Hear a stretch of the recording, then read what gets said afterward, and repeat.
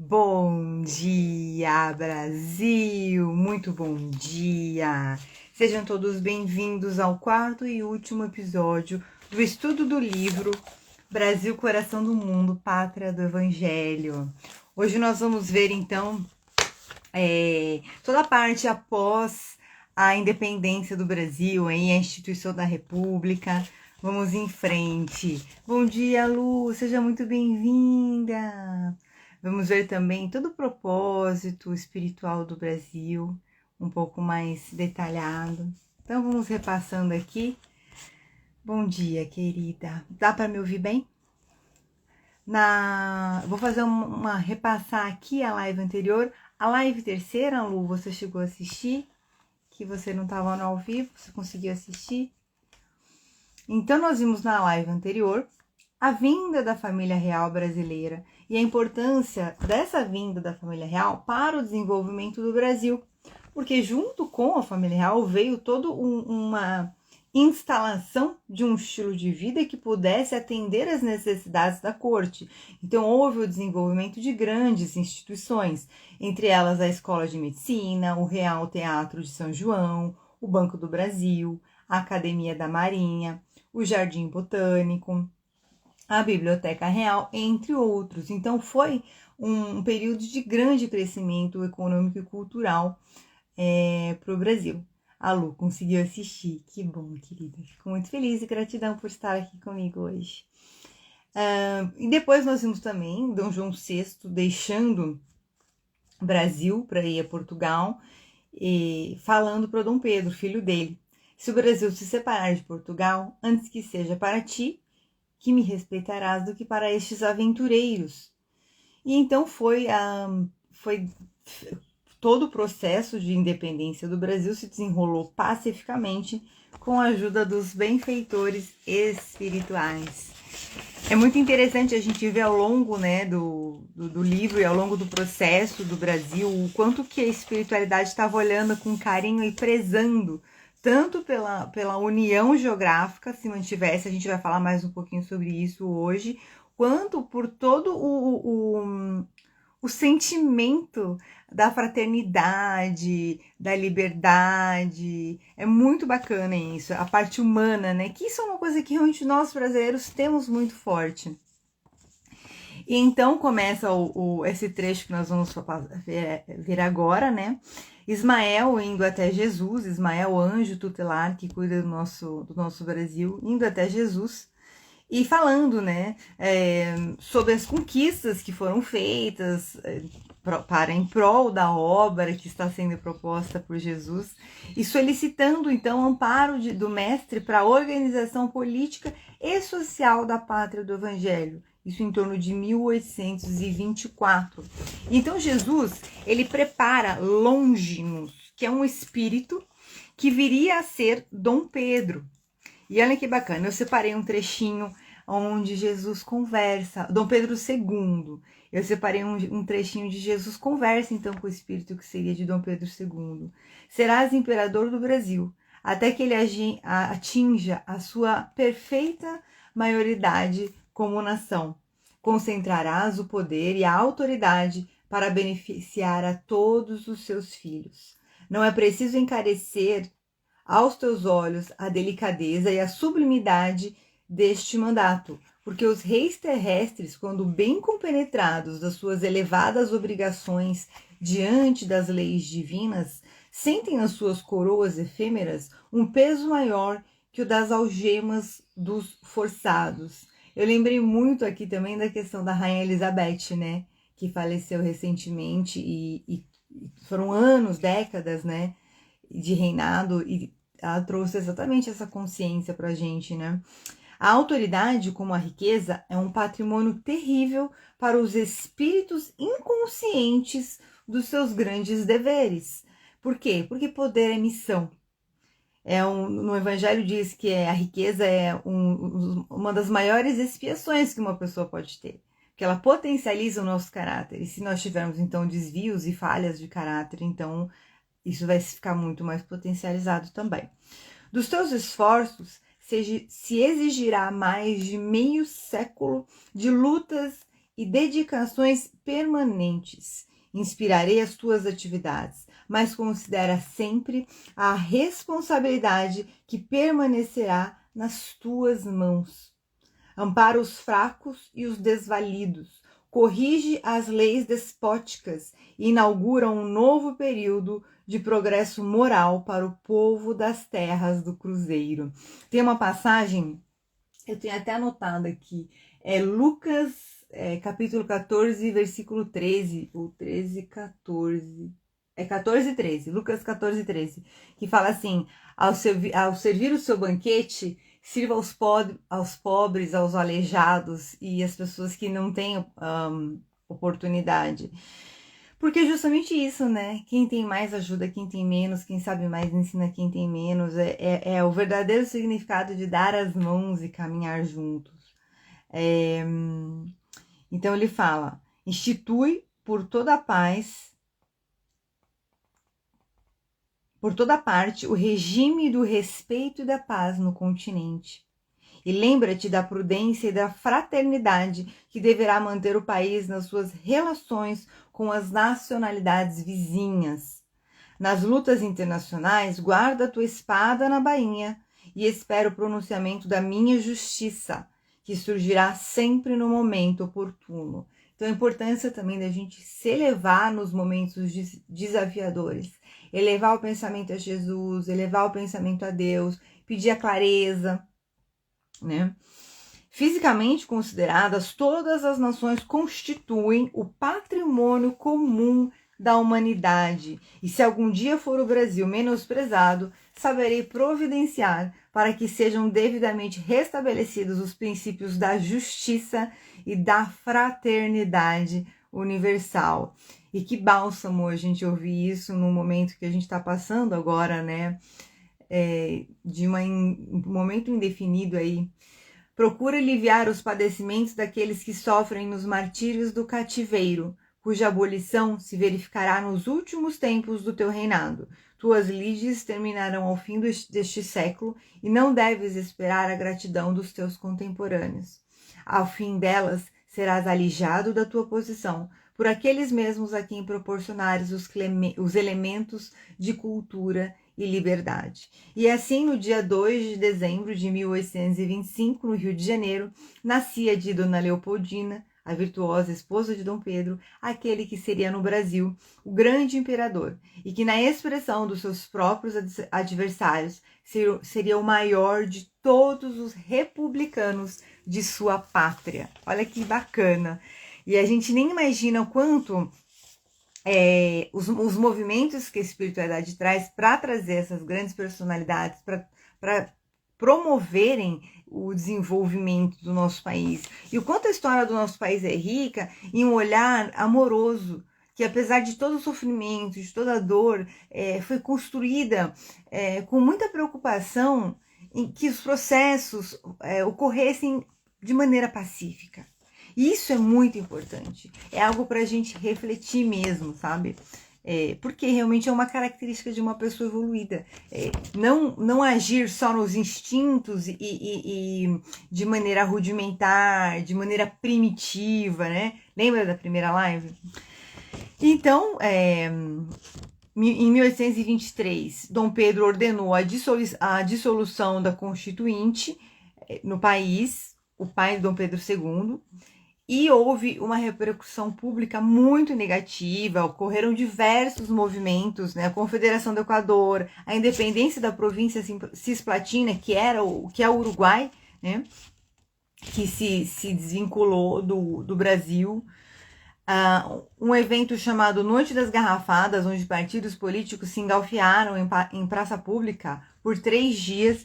Então, assim, começou a instaurar um clima de desgosto geral na sociedade por conta de Dom Pedro ter ordenado essa dissolução da Constituinte. E aí Dom Pedro faz o seguinte, ele chega e fala assim, eu não quero que ninguém se sacrifique por minha causa. E a 7 de abril de 1831, ele abdica o trono e deixa o filho dele, Dom Pedro II, com apenas 5 anos no poder, sob tutela, claro, de José Bonifácio. E então, Ismael convoca uma assembleia, e eu vou ler aqui um trechinho dessa assembleia de Ismael, é muito linda. Então Ismael reúne no espaço os seus dedicados companheiros de luta em uma venerável assembleia e esclarece a todos sobre os seus elevados objetivos. Irmãos, expôs ele, o século atual, como sabeis, vai ser assinalado pelo advento do Consolador à face da terra. Nestes 100 anos se efetuarão os grandes movimentos preparatórios dos outros 100 anos que hão de vir. As rajadas de morticínio e de dor avassalarão a alma da humanidade no século próximo, dentro dos imperativos das transições necessárias, que serão o sinal do fim da civilização precária do Ocidente. Face em Mister, amparemos o coração atormentado dos homens nessas grandes amarguras, preparando-lhes o caminho da purificação espiritual através das sendas penosas. Por que a gente tem que aprender na dor, gente? Por qual motivo que a gente não se propõe a aprender no amor, né? De maneira mais leve, sutil. É preciso, pois, preparemos o terreno para a sua estabilidade moral nestes instantes decisivos dos seus destinos. Numerosas fileiras de missionários encontram-se disseminadas entre as nações da terra, com o fim de levantar a palavra da boa nova do Senhor, esclarecendo os postulados científicos que surgirão neste século nos círculos da cultura terrestre. Uma verdadeira renascença das filosofias e das ciências se verificará no transcurso destes anos, a fim de que o século XX seja devidamente esclarecido como elemento de ligação entre a civilização em vias de desaparecer e a civilização do futuro. Então, olha que importante, né? A gente está falando aí do século XX, o século passado, que findou aí aproximadamente em torno de 20 anos, e ele foi um século já de transição para exatamente essa antiga civilização e a próxima civilização, que é a que a gente viu na primeira live, a nova era da consciência.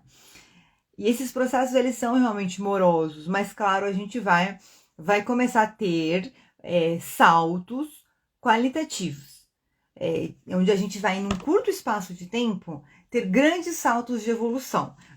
Infelizmente, novamente, através da dor, a pandemia foi um desses saltos, né? Ele vem para trazer uma chacoalhada, né? Trazer as pessoas, convidar as pessoas para o despertar da consciência, perguntar, né? Quem sou eu? Por qual motivo eu estou aqui? Por que tudo isso está acontecendo, né? De onde vem tudo isso? E aí são coisas que são muito mais profundas, né? Aqui são perguntas superficiais, é a reflexão da alma, é a alma despertando a nossa consciência, é o nosso inconsciente, que é um iceberg lá embaixo, com tantos conceitos, com tantas ideias, que realmente sabe o que a nossa alma deseja. Tá fazendo sentido?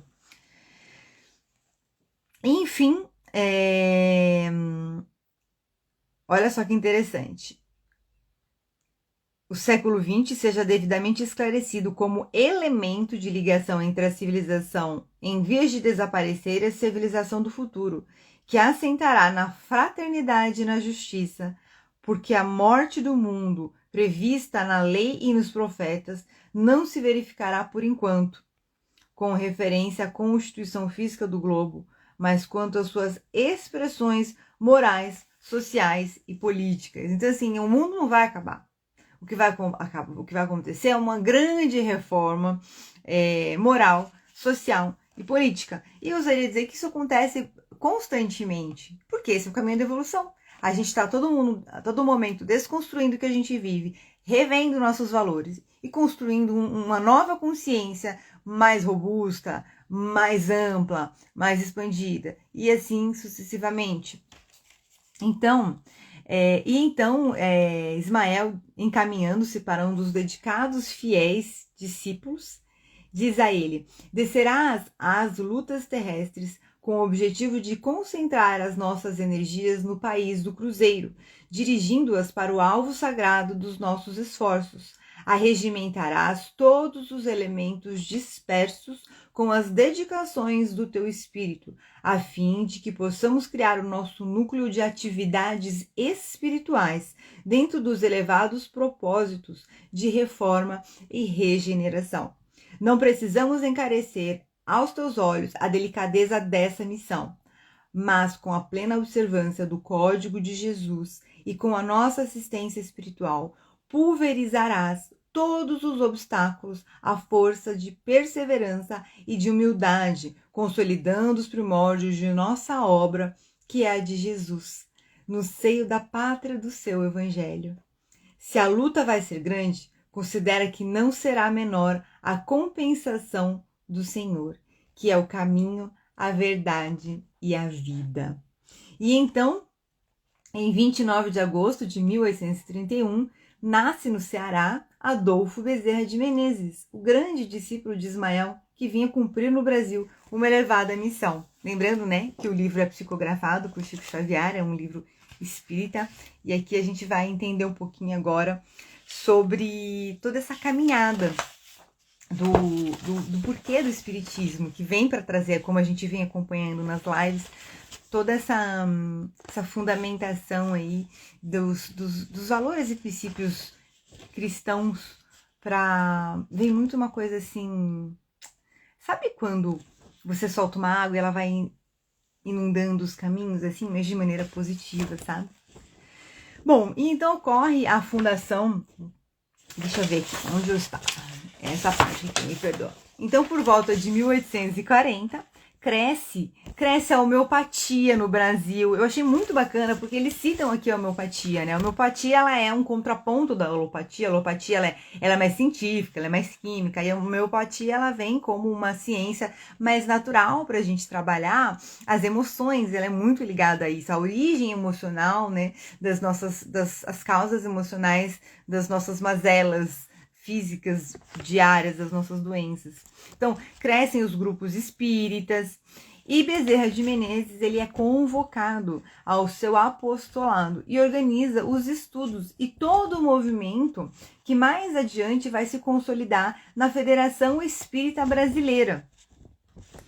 E aí, por volta do Segundo Reinado, e aí agora a gente volta para a história do Brasil. Estamos lá um pouquinho na espiritualidade, um pouquinho na história do Brasil. Por volta do Segundo Reinado, Pernambuco está em guerra civil até o Pará. Então, a gente tem os movimentos espirituais acontecendo, os movimentos aqui no Brasil fervilhando. Porque começa a estourar, o que acontece? Dom Pedro foi embora, deixou Dom Pedro II pequenininho. Quer queira, quer não, essa mudança de reinado, fica aquele clima de o que vai acontecer, o que vai ser, e aí começa a gerar, isso tudo começa a gerar, os ânimos começam a se exaltar. E aí, então, novamente, por volta do Segundo Reinado, Pernambuco entra em guerra civil até o Pará. Bento Gonçalves, no sul, promove uma revolução para buscar a independência do Rio Grande do Sul. Então, você tem o norte do país lá num furor, né, digamos, praticamente numa guerra civil, o sul também do país. E eles falam uma coisa muito interessante aqui no livro, eles falam assim que Rio de Janeiro, São Paulo e Minas Gerais, eles foram mantidos como se eles tivessem sido preservados para que sejam os mananciais do pensamento e da economia do Brasil e assegurar a estabilidade nacional, inclusive territorial e geográfica. Então, olha tudo tem um todo e tem as partes do todo, e cada parte desse todo tem um papel fundamental e especial, né? Tanto no Brasil, como na nossa vida, na minha vida, na sua vida, como no momento que nós estamos passando aqui. Então, cada um, né, é aquela coisa, quer mudar o mundo, mude o seu país, mude a sua cidade, mude o seu bairro, mude a sua família, mude a si mesmo. Então, tudo está conectado, tudo está conectado. E então, antecipada, Dom Pedro chega aos 15 anos de idade, é antecipada a maioridade dele, que a gente já leu agora há pouco, né, quando ele foi preparado por Jesus para encarnar. E eles falam que ele foi conhecido como um imperador que vem trazer paz e esclarecimento para o Brasil, fortalecimento das bases do pensamento republicano, fraternidade e liberdade, a caminho das grandes realizações do porvir. E a gente vê, a gente olhando assim por esse prisma, me falem se faz sentido, a gente começa a ver que realmente é uma grande responsabilidade ser um líder de Estado, né? Então ocorre a Guerra do Paraguai. A Guerra do Paraguai tem mais detalhes aqui que eu não vou conseguir entrar muito em detalhes por conta do horário, para a gente não se alongar muito. Mas eles falam muito sobre a Guerra do Paraguai, que a visão cristã é contra a guerra, né? Então ele fala, tem um momento que ele fala que guarda a sua espada na bainha, né? E aí tem um momento onde Dom Pedro II tem um sonho com Jesus. Ele tá lá num evento, ele se recolhe numa sala, olha um quadro de Jesus e aí ele se encosta e tem um sonho.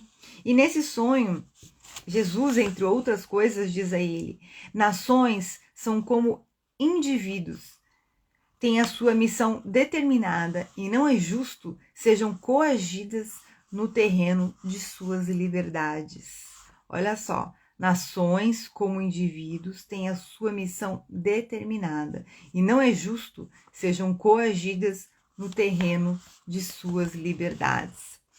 E então vem o movimento. Infelizmente ocorre a Guerra do Paraguai, e aqui no livro é muito colocado o quanto o Brasil ele aprende que a ter uma posição fraternal nas nações em relação às nações vizinhas e respeitar as diferenças.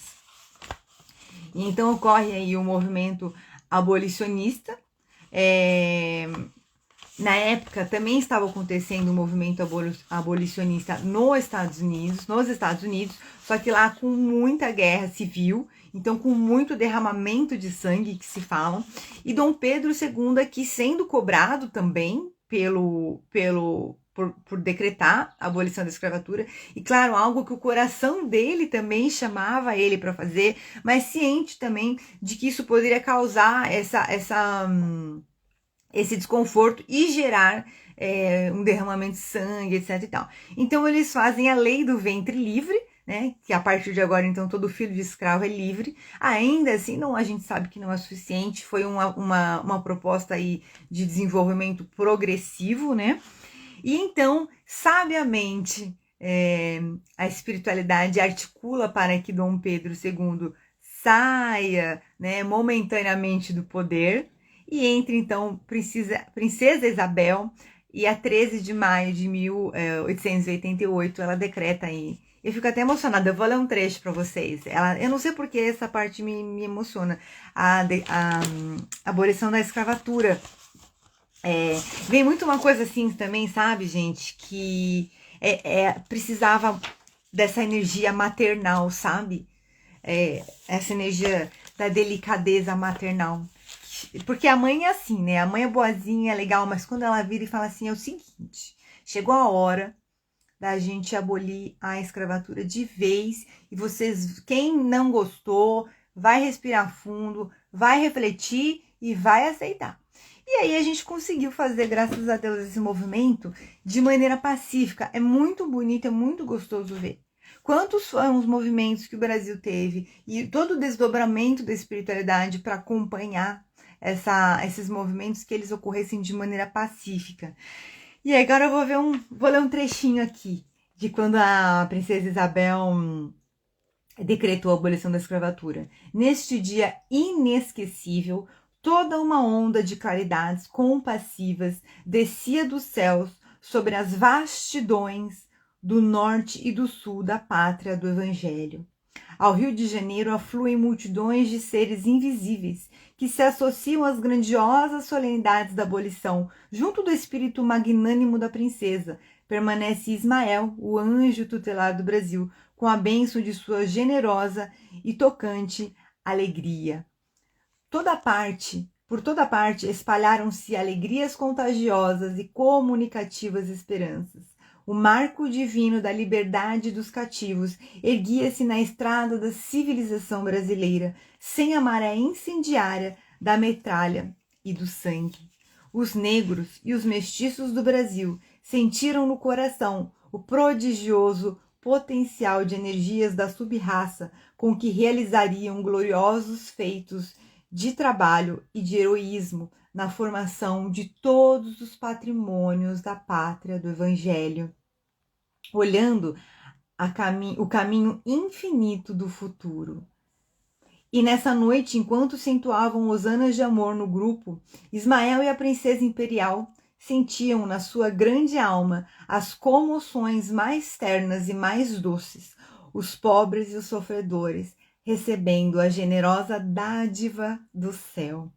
Iam reunir-se nas asas cariciosas do sono, aos seus companheiros da imensidade, levando às alturas o preito do seu reconhecimento a Jesus, que com a sua misericórdia infinita lhes outorgara a carta de alforria, incorporando-se para sempre ao organismo social da pátria generosa dos seus sublimes ensinamentos. Muito lindo, não é? Comentem aí o que vocês acharam. A sensibilidade, sabe? Aquela frase de Jung, saiba todas as teorias e conheça todas as técnicas, mas ao se relacionar com uma alma humana, seja simplesmente outra alma humana. Né? Então, assim, eu não sei, me toca muito essa questão da abolição da escravatura, porque o Brasil, ele tem a gente vendo aqui na história, ele tem uma questão de essência de liberdade muito grande, e é um absurdo você privar um ser humano de poder fazer as próprias escolhas de vida, né? Como que é isso? E o livre-arbítrio, né? A gente está desrespeitando o livre-arbítrio, que é o principal presente que Deus nos deu, né? Que você vai lá, se você errar, você vai arcar com as consequências, mas você vai poder fazer as suas próprias escolhas. Ninguém vai te obrigar a nada, né? E enfim, então, né, entra a República é proclamada a 15 de novembro de 1889 por Marechal Deodoro, e nós temos aqui mais um trechinho, olha que interessante, de Jesus falando como no Sermão da Montanha. Ó, no mundo invisível reúne o Senhor as falanges benditas de Ismael, e fala a sua voz como no crepúsculo admirável do Sermão da Montanha. Irmãos, a pátria do Evangelho atinge agora a sua maioridade coletiva. Profundas transições assinalarão a sua existência social e política.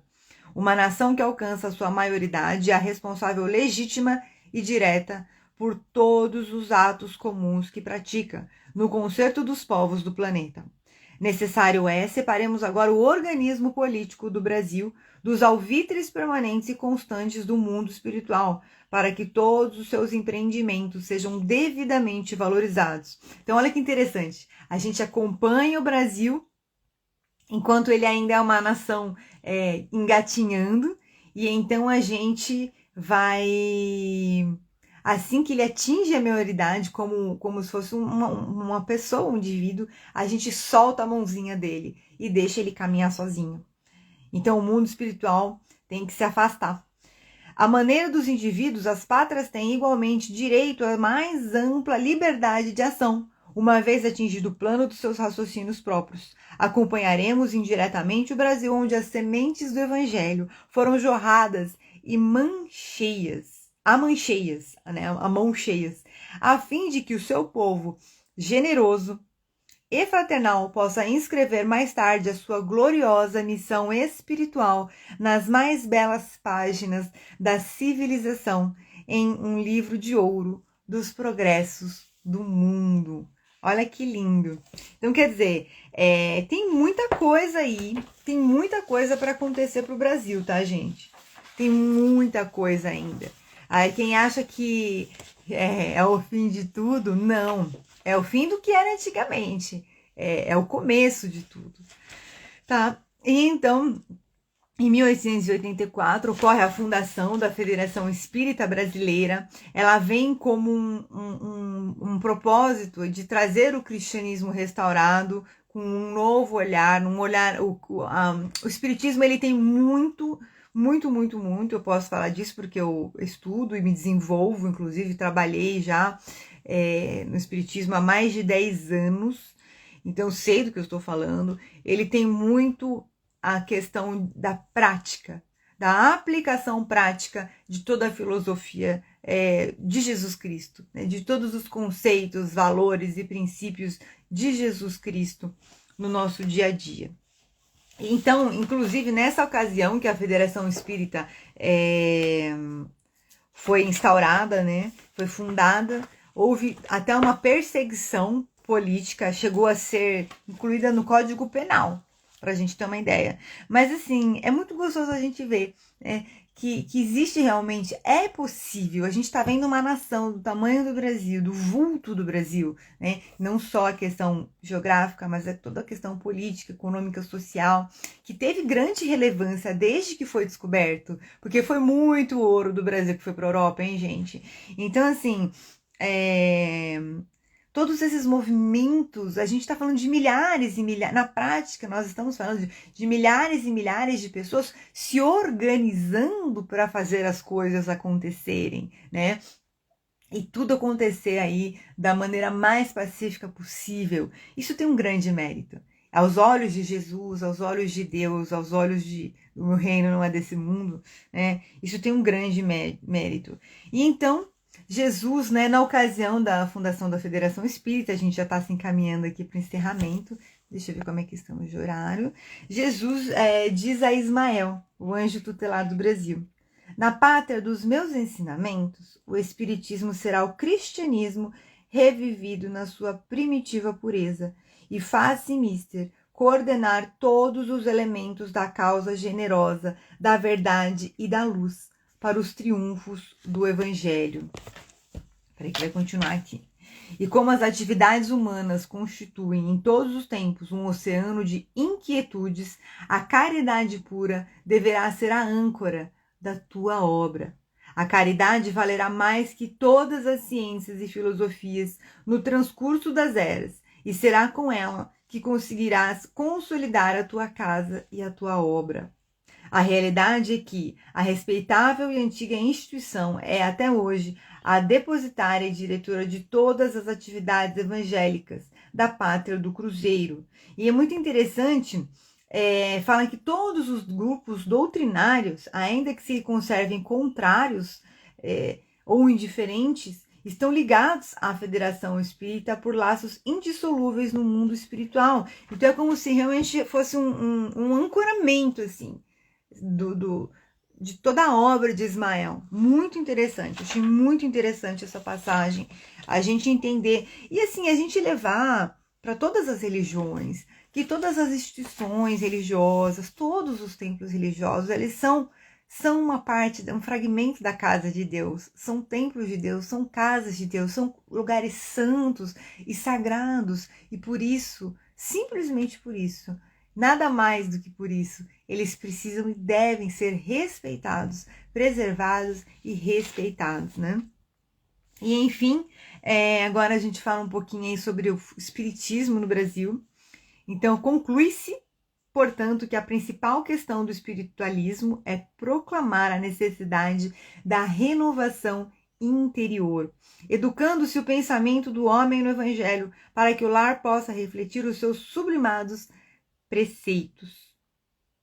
Dentro dessa ação pacífica de educação das criaturas, aliada à prática genuína do bem, repousam as bases da obra de Ismael, cujo objetivo não é a reforma inopinada das instituições, impondo abalos à natureza, que não dá saltos, é sim a regeneração e o levantamento moral dos homens, a fim de que essas mesmas instituições sejam espontaneamente renovadas para o progresso comum.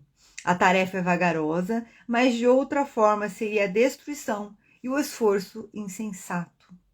A obra da revolução espiritual no Evangelho de Jesus não se compadece com as agitações do século.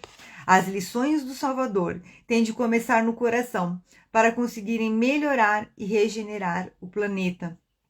É dentro dessa serenidade, sob a luz da humildade e do amor, que os espiritistas do Brasil devem reunir-se a caminho da vitória plena em todos os corações. Graças a Deus. Então tem no finalzinho aqui mais uma passagem falando sobre a pátria do Evangelho.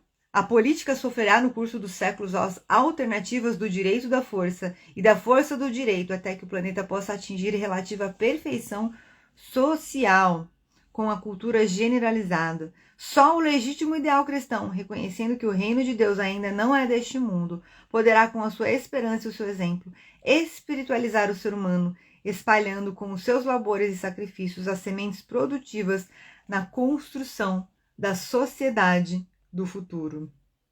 E que a pátria do Evangelho mais acenda e avulte no concerto dos povos, irradiando a paz e a fraternidade que alicerçam indestrutivelmente todas as tradições e glórias do Brasil.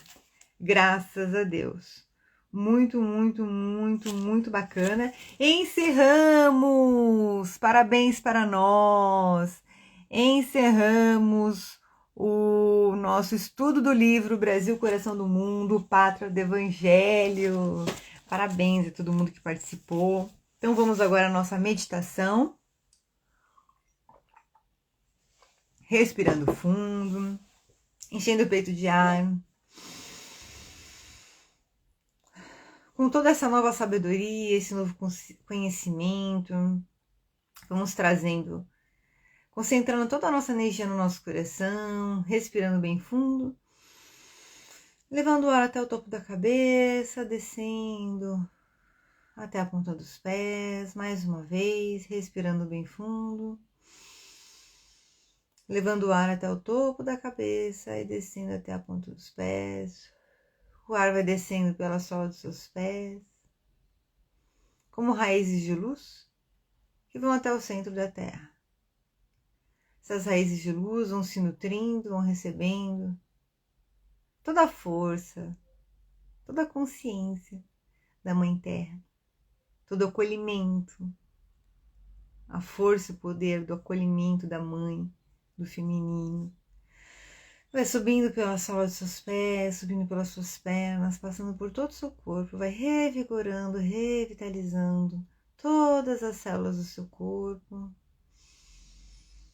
toda a luz. Vai subindo pelas suas pernas, seu quadril, seu tronco, seus braços, seu ombro, sua cabeça, vai saindo pelo topo da sua cabeça como uma flor de luz que forma uma cúpula de luz à sua volta. Seus pensamentos vão se acalmando cada vez mais e mais agora. Você continua a todo momento respirando e você respira fundo e relaxa. A todo momento você respira, relaxa e se concentra mais nessa meditação. Você respira bem fundo agora. E relaxa e se concentra 10 vezes mais. Relaxa e se concentra 10 vezes mais.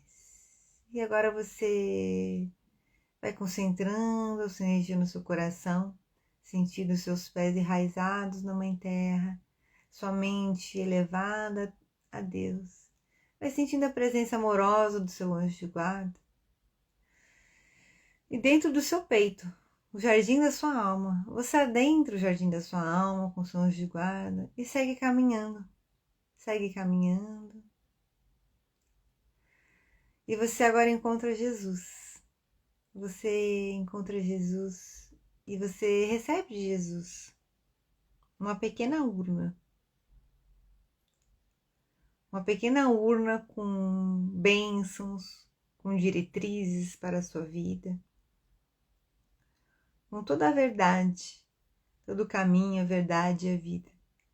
E você recebe essa pequena urna com todas as bênçãos de Jesus. E você agradece, recebe luz em todo o seu corpo, todo o seu coração. Você respira fundo e guarda essa pequena urna no seu coração. Você guarda essa pequena urna no seu coração. Você segue caminhando com Jesus junto a ti. E você vai caminhando pela estrada da sua vida. Vai atravessando uma ponte. E essa ponte vai agora te levar a uma nova vida. Uma nova vida mais consciente, mais leve, mais feliz, mais tranquilo. E você agora, de posse de toda essa nova verdade, de toda essa nova consciência, dessa bênção de Jesus, você vai agora recebendo as bênçãos também de Mãe Maria, em formas de pétala de rosa branca, que vão envolvendo todo o seu corpo, vão curando dores físicas, vão curando insatisfações emocionais, vão curando dores mentais, espirituais. E à medida que você caminha nessa ponte, vai recebendo todas essas bênçãos, você vai sentindo que a sua vestimenta também vai se transformando. Toda a sua aparência, sua postura, seu comportamento em relação à vida. Vai percebendo, você se ilumina e todo o seu corpo vai ficando mais saudável, mais iluminado. Você vai percebendo a sua roupa mudando, vai percebendo o ambiente onde você está.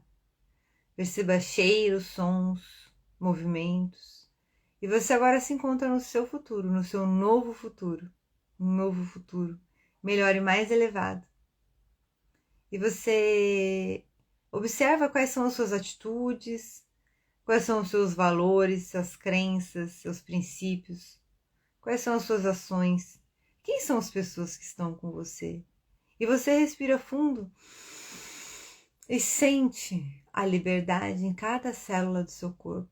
Sente a liberdade de pensamento, de sentimento, a fluidez, a sua alma desperta, ativa, pensante, te convidando a ser um obreiro de Deus, simplesmente, minimamente sendo a melhor versão da pessoa que você pode ser, minimamente sendo uma pessoa boa para seus familiares, para as pessoas da sua convivência, trazendo contribuições úteis, construtivas, edificantes na sua comunidade, no seu país, no seu planeta. E você respira fundo e sente o sucesso. Sente o sucesso em cada célula do seu corpo. O verdadeiro significado do sucesso. As realizações dos seus empreendimentos. As realizações das suas ações da melhor e mais elevada maneira. E você vai trazendo agora toda essa energia do sucesso que vai envolvendo todo o seu corpo, todo o seu ser, como numa espiral de luz, vai reprogramando. Reprogramando seus pensamentos, seus sentimentos, seus comportamentos. E a partir de hoje, você vai adquirir novos padrões mentais, emocionais, comportamentais, novos hábitos que vão te fazer materializar todo esse sucesso da melhor e mais elevada maneira e o mais rápido. Você respira fundo, com todo esse sentimento de sucesso em suas células. A partir de hoje, você vai começar a ter mudanças mentais, emocionais, comportamentais, e você vai começar a materializar todo esse sucesso da melhor e mais elevada maneira na sua vida. Bem rápido, com autoconfiança, felicidade, luz e amor. E você respira fundo, vai sentindo no seu coração essa materialização desse sucesso, toda essa força, esse poder, e eu vou contar até 3. Somente no 3 você retorna. Vamos lá? 1. Respirando fundo, vai sentindo essa força, esse poder, vai vibrando no seu coração para todo o contorno geográfico do Brasil, para abençoar a nossa pátria. E 2, você vai trazendo esse poder de realização para auxiliar a sua vida física, mental, emocional, espiritual, das pessoas que você ama. Vai começar a ter novas ideias, novas palavras de compaixão, novas atitudes de caridade. E 3, respirando fundo, já pode abrir os olhos com muita tranquilidade, serenidade, com muita paz. Vai mexendo os seus braços, vai mexendo o seu corpo, respirando fundo, graças a Deus. Como estão? Quem estiver assistindo gravado, lembre de deixar o comentário, como é que foi para você. essa live, essa meditação? Conta para mim. Vou trazer aqui uma mensagenzinha do Minutos de Sabedoria. Quantas vezes queremos ser bons e amáveis e vemos destruídos nossos propósitos de virtude? Mas ser bom com quem é bom não é vantagem. O heroísmo consiste justamente em ser bom com quem é mau. Em permanecer calmo diante das pessoas irritantes. Em ser generoso com as pessoas egoístas. Procure chegar a esse ponto e demonstre com o exemplo que você sabe ser bom. Então, ser bom é ser bom, independente das pessoas reconhecerem isso, ou te agradarem, ou te favorecerem, né? Então, assim, eu sou bom, ponto. Ou eu não sou bom, porque, mas é porque o outro falou, o outro fez, a situação, a vida, porque não sei o quê. Não. Ou você é ou você não é. Então, aí, no Evangelho fala, né, que as pessoas ingratas, elas vêm para lembrar a gente de que a gente deve fazer o bem pelo bem. E não o bem para ter um reconhecimento de uma outra pessoa. Então, que a gente possa lembrar. Eu tenho que ser uma pessoa de bem porque é o correto. É o caminho do meu desenvolvimento, da evolução, é o propósito principal que eu estou aqui nesse planeta. Me desenvolver, crescer como ser humano, para que a minha alma possa evoluir, né? A vida no planeta Terra é uma jornada de desenvolvimento e evolução.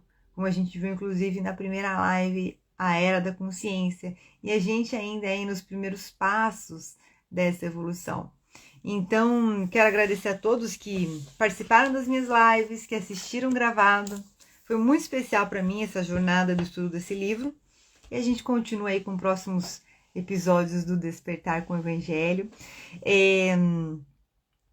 Reflitam com carinho, meditem e permitam-se renovar os seus pensamentos, os seus sentimentos, os seus comportamentos e as suas ações e principalmente serem fiéis aos princípios morais, éticos, cristãos ou né, aqueles que você escolheu para reger a sua vida de maneira positiva, possibilitadora, ok? Lembrando sempre do amor ao próximo, da caridade e que todos nós juntos, conscientes, e podemos nos organizar e fazer do mundo um lugar melhor, fazer do Brasil um Brasil melhor.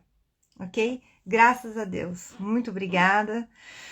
Agradeço também a toda a espiritualidade de luz que me acompanha e me acolhe, que me amparou nessa jornada do livro, pela capacidade de falar, de ouvir, de ler, de poder ser um instrumento para trazer essas aulas aqui para o planeta Terra. Gratidão, gratidão, gratidão.